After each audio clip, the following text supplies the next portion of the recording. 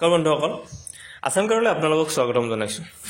APSC আকৌ এটা recruitment notice release কৰিছে, য'ত তেওঁলোকে ট্ৰান্সপৰ্ট ডিপাৰ্টমেণ্টৰ আণ্ডাৰত ৰিক্ৰুটমেণ্ট নটিচটো ৰিলিজ কৰিছে আৰু 18টা MVI পোষ্টৰ কাৰণে ৰিক্ৰুটমেণ্ট নটিচটো ৰিলিজ কৰিছে। আজি আমি ভিডিঅ'টোত চাম কেনেদৰে এপ্লাই কৰিব লাগিব, কেনেকুৱা কোৱালিফিকেশ্যন লাগিব আৰু কিমান তাৰিখলৈকে আপোনালোকে এপ্লাই কৰিব পাৰে।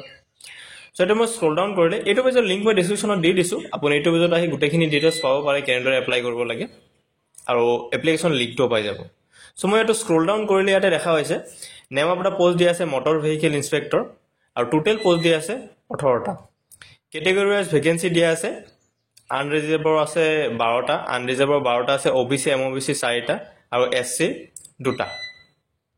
আৰু যদি আমি অলপ স্ক্ৰল ডাউন কৰোঁ ইয়াতে দেখা হৈছে scale pay for transport department recruitment, salary 22,000ৰ পৰা 97,000লৈকে আৰু গ্ৰেড পে আছে 9,400।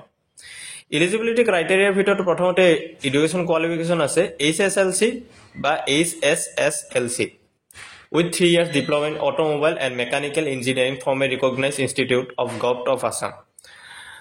তো মেট্ৰিক পাছ নাইবা হায়াৰ ছেকেণ্ডেৰী পাছ লাগিব, লগতে আপুনি অট'মোবাইল বা মেকানিকেল ইঞ্জিনিয়াৰিঙৰ এটা 3 yearsৰ ডিপ্ল'মা লাগিব। তো হয় AICTEৰ আণ্ডাৰত থাকিব লাগিব। তাৰপিছত এজ লিমিট ধৰি দিয়া আছে, এজ লিমিটত দিয়া আছে 21 yearsৰ পৰা 38 yearsৰ ভিতৰত থাকিব লাগিব। আৰু আপোনাৰ আপাৰ এজ লিমিট ৰিলেক্সেশ্যন দিয়া আছে, OBC MOBCৰ কাৰণে 3 years, SC STৰ কাৰণে 5 years, PWD সকলৰ কাৰণে 10 years। চিটিজেনশ্বিপ আপুনি অসমৰ চিটিজেন হ'ব লাগিব আৰু আপোনাৰ অসমৰ এমপ্লয়মেণ্ট এক্সচেঞ্জত আপোনাৰ নাম থাকিব লাগিব, ৰেজিষ্ট্ৰেশ্যন থাকিব লাগিব। কেনেদৰে এপ্লাই কৰিব? এপ্লাই কৰাৰ কাৰণে দুটা ষ্টেপ। প্ৰথমতে ৰেজিষ্ট্ৰেশ্যন কৰিব লাগে, তাৰপিছত ফৰ্ম ফিল আপ কৰিব লাগে। আৰু যদি আপোনাৰ অলৰেডি APSCত ৰেজিষ্ট্ৰেশ্যন কৰা আছে তেতিয়াহ'লে জাষ্ট আপুনি APSCত লগ ইন কৰি তাতে মাই এপ্লিকেশ্যন বা এপ্লাই ছেকশ্যনত গৈ আপুনি তাৰে পৰা এপ্লাইটো কৰিব পাৰে। যদি এই বিষয়ে ভিডিঅ' এটা লাগে আপুনি কমেণ্ট কৰিব পাৰে, আমি নিশ্চয় ভিডিঅ' এটা বনাই দিম, কেনেদৰে এপ্লাই কৰিব লাগে ষ্টেপ বাই ষ্টেপ প্ৰচেছটো দেখুৱাই দিম। চ' ইয়াৰ কাৰণে ডকুমেণ্টছ কি লাগিব? আপোনাৰ যিখিনি কোৱালিফিকেশ্যনৰ ডকুমেণ্টছ আছে গোটেইখিনিয়ে লাগে, তাতে পাছ চাৰ্টিফিকেট, মাৰ্কশ্বিট, এডমিট এইখিনি গোটেইখিনি লাগে।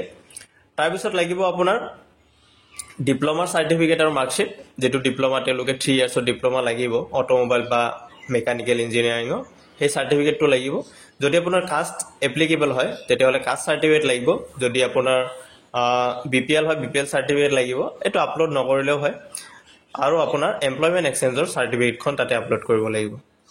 আৰু যদি কিবা এক্সপিৰিয়েঞ্চ আছে সেইটোও দিব পাৰিব। চ' ইয়াৰ কাৰণে এপ্লিকেশ্যন ফি কিমান লাগিব?